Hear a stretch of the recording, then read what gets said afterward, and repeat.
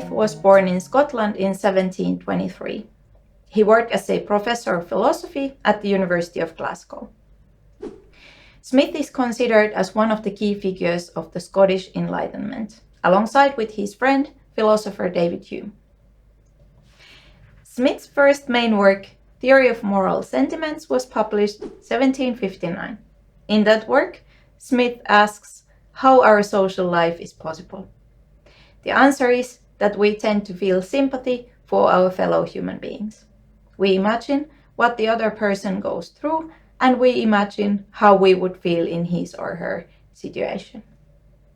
In his other main work, An Inquiry into the Nature and Causes of the Wealth of Nations, Smith centrally argues that we human beings tend to promote our self-interest. Many commentators have perceived a contradiction between Smith's two main works. The Theory of Moral Sentiments posits that we tend to sympathize with our fellow human beings, and in The Wealth of Nations, Smith argues that we are self-interested creatures. This apparent contradiction is known as Adam Smith problem. Possibly the rapid economic development of Scotland in the latter part of the 18th century drew Smith's attention to the questions of political economy. In 1764, he left his position at the University of Glasgow and traveled to France for 2.5 years. There he personally met the Enlightenment philosophers, or many Enlightenment philosophers, and political economists of the Physiocratic school. 10 years later, in 1776, Smith published The Wealth of Nations. In the beginning of this book, Smith presents his variant of the thought experiment of the state of nature. Smith argues that what distinguishes human beings from other animals is, quote, the propensity to truck, barter, and exchange one thing for another, quote ends. This propensity, rooted in human nature, gives occasion to the social division of labor. Unlike dogs, human individuals do not produce everything that they need, but they specialize in producing something, like bread, meat, or beer. They obtain other necessities of life through exchange.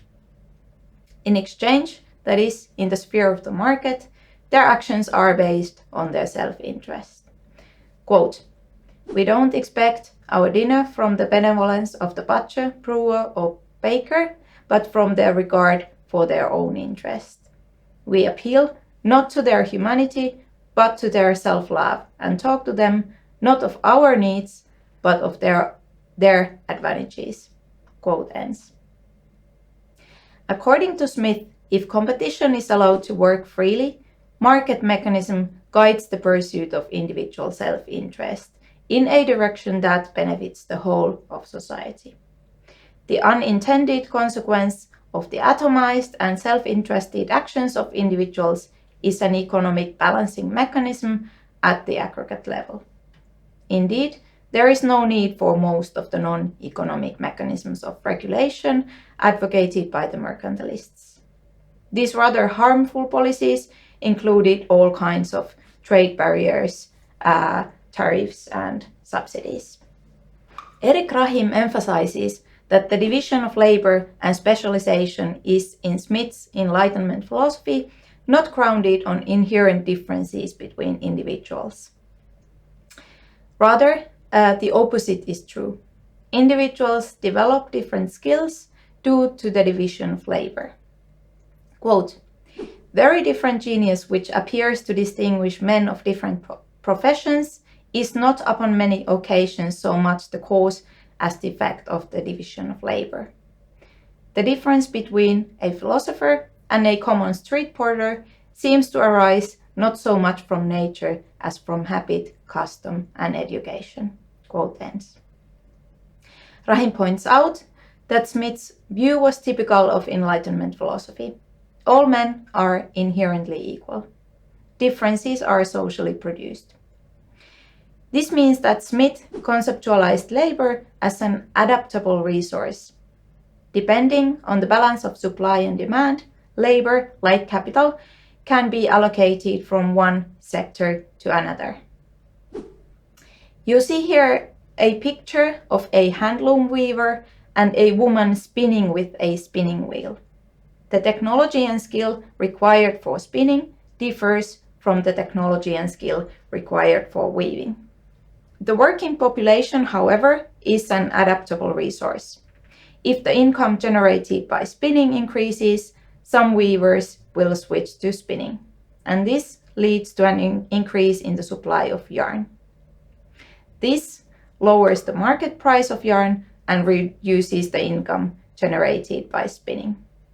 A shift of resources from weaving to spinning reduces the supply of cloth. The increase in the market price of cloth increases the income generated by weaving.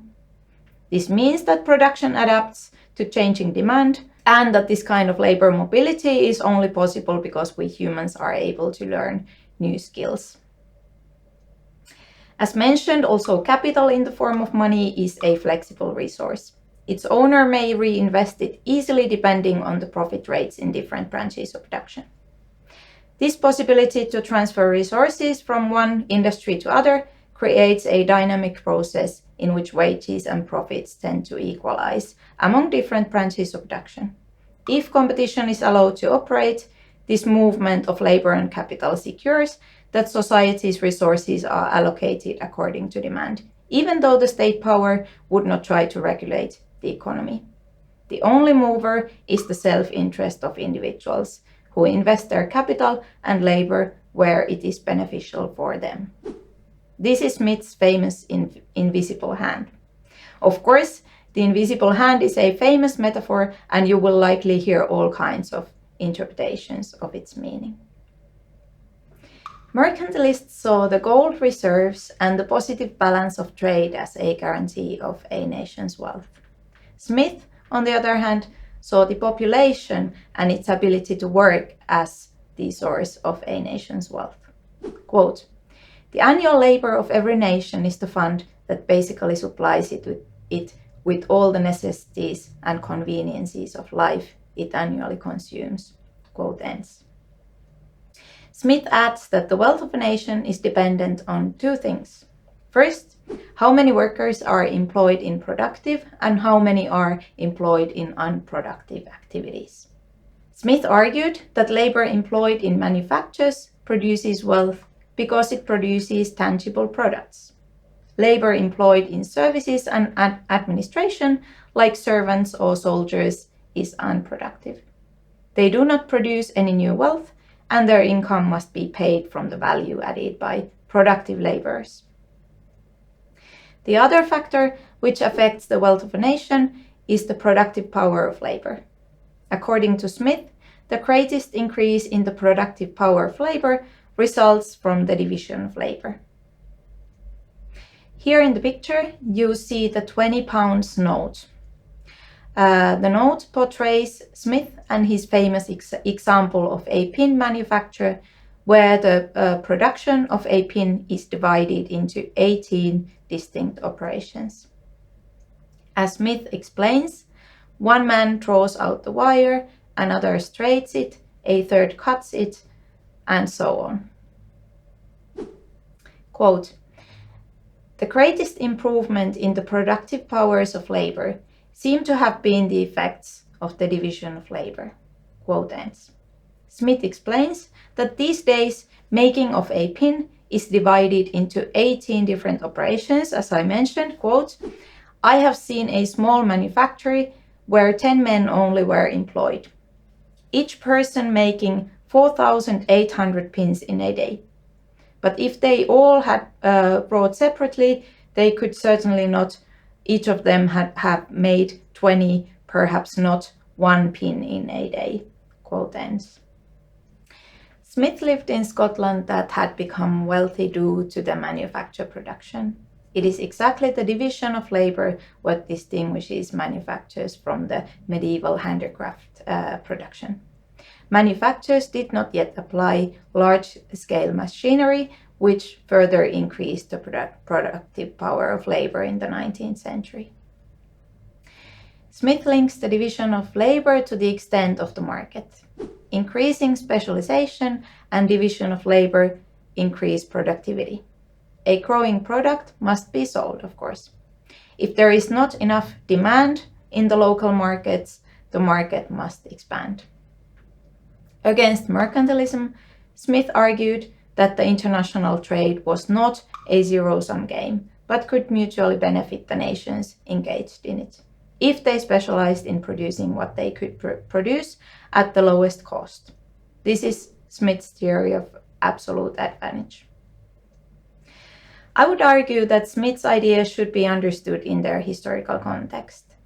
During the many centuries, as mercantilist ideas dominated, Britain was still quite peripheral. At the time Smith wrote, Britain had accumulated capital and it had become the leading power in the world market. Political economy had to ask new questions and seek new answers. In the next video, we are going to discuss David Ricardo, who criticized and further developed Smith's theory of political economy.